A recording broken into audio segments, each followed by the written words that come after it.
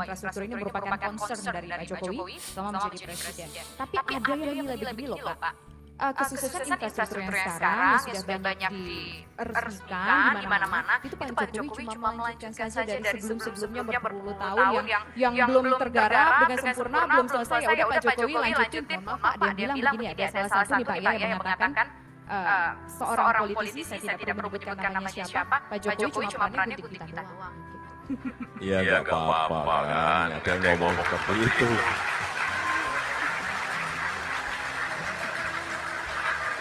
Tapi memang kita ini sebetulnya sudah lama memiliki rencana-rencana itu. Tetapi sebuah rencana kalau tidak dieksekusi dengan keputusan politik ya nggak akan jalan. Kita berikan contoh saja, contoh MRT. Itu sudah direncanakan sejak tahun 1995-96 sudah direncanakan. Tapi kalau tidak dieksekusi ya mana bisa barangnya jadi. Jalan tol antara pucuk barat Jawa sampai pucuk timur Jawa, ya itu sudah direncanakan lama. Jangan dibilang itu belum direncanakan sudah, tapi kalau tidak dieksekusi di lapangan, ada problem di lapangan tidak diselesaikan, ya nggak akan tembus jalan tol itu. Sehingga kenapa saya selalu coba cek aja siapa sih seorang presiden yang datang ke jalan tol Trans Sumatera. Saya datang mungkin lebih dari 6 kali di jalan tol itu. Bukan hanya groundbreaking saja, kalau groundbreaking nanti pulang nggak dikerjain nggak tahu kita. Tapi kita groundbreaking, kita datangi, kita cek, kita kontrol agar sesuai dengan target waktu. Kalau saya datang ke sana, misalnya 6 kali, menterinya saya pastikan datang 12 kali. Menterinya datang 12 kali, pasti dirjennya datang 24 kali. Pasti seperti itu. Inilah pentingnya penguasaan lapangan. Bukan infrastruktur itu hanya urusan ekonomi, tidak. Infrastruktur pun juga mempersatukan bangsa ini yang terdiri dari 17.000 pulau, 514 kabupaten dan kota. Bagaimana kita bisa bersatu antara Aceh dan Papua? Kalau ketemu aja nggak pernah. Halo, selamat malam. Assalamualaikum warahmatullahi wabarakatuh. Halo teman-teman, bertemu lagi dengan Dedeknya Pejuang Jalan. Jangan lupa teman-teman like, comment, subscribe. Baiklah teman-teman, aku akan menyapa kalian semua. Semoga di malam hari ini kalian dalam keadaan sehat, baik, dan selalu dalam lindungan Allah Subhanahu wa Ta'ala. Baiklah teman-teman, di video barusan ini saya Dedek PJ akan sedikit menganalisa dengan logika waras, bukan dengan logika kura-kura dalam perahu yang pura-pura sok pintar tapi tidak tahu.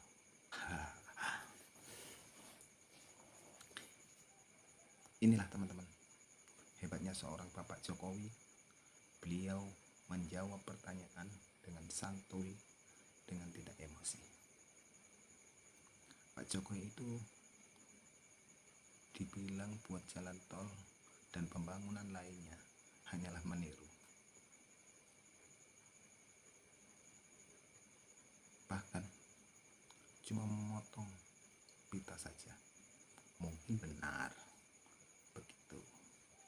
Karena sebenarnya rencana semua pembangunan di Indonesia itu sudah direncanakan di era sebelumnya.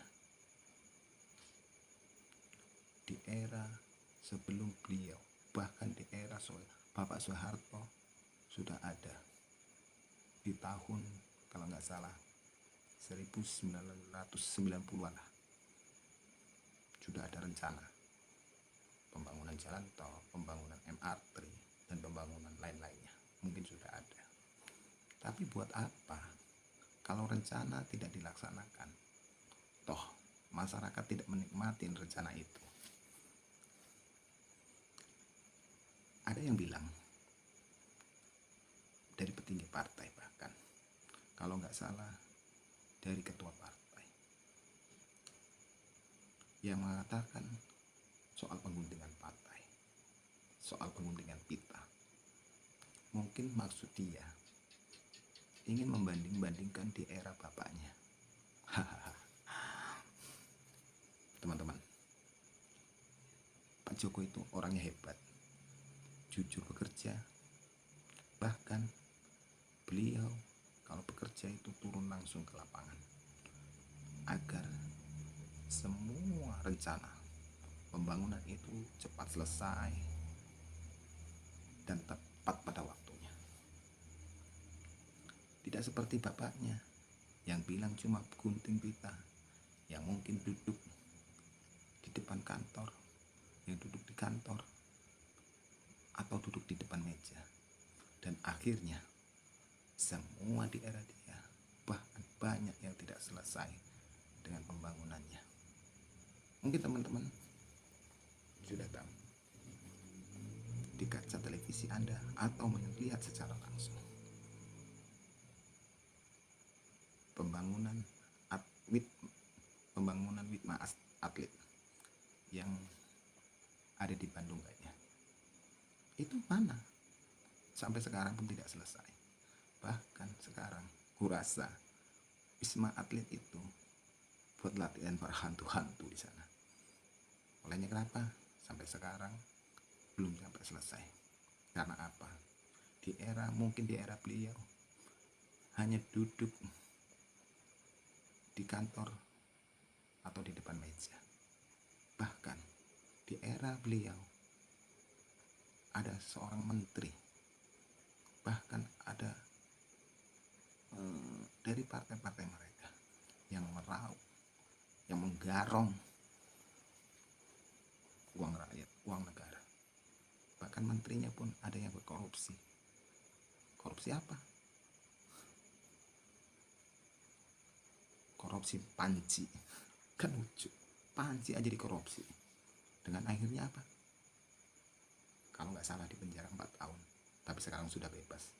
Dan sekarang dia kebentur masalah stupid disamakan dengan Bapak Jokowi. Kan logika dia, ya Allah, logika nggak benar. Masa stupid, stupai maksud saya, stupai dari agama Hindu disamakan dengan Bapak Jokowi. Walaupun sebenarnya bukan beliau yang mengeditnya, tapi sudahlah, itu urusan mereka. Jadi kalau saya dengar sekarang istilahnya Mas AHY mau membanding-bandingkan di era Bapak Jokowi, di era bapaknya Bapak SBY dengan Bapak Jokowi, rasanya geli saya mau mendengarnya. Tentu jauh berbeda. Dia katakan rencana pembangunan itu dari era bapaknya, dari 2014 kalau nggak salah. Tapi buat apa juga kalau rencana itu tidak dilaksanakan? Buat apa juga kalau rencana itu hanyalah rencana? Rencana yang mungkin mengeluarkan uang triliunan yang mungkin hanya ingin diraup saja. Kan buat apa?